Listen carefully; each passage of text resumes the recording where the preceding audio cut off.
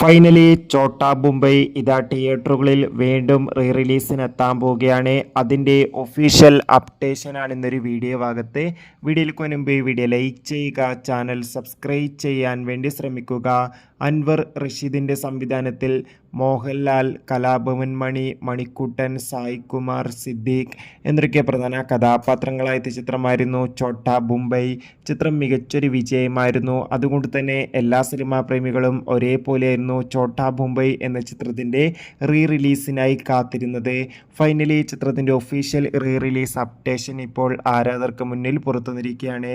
ചോട്ടാ മുംബൈ എന്ന ചിത്രം ഈ വരുന്ന 2025 മെയ് മാസം 21 തിയേറ്ററുകളിൽ വീണ്ടും 4Kയിലൂടെ റിലീസിനെത്തുമെന്ന് ഒഫീഷ്യലായി കൺഫേം ആക്കിയിട്ടുണ്ട്.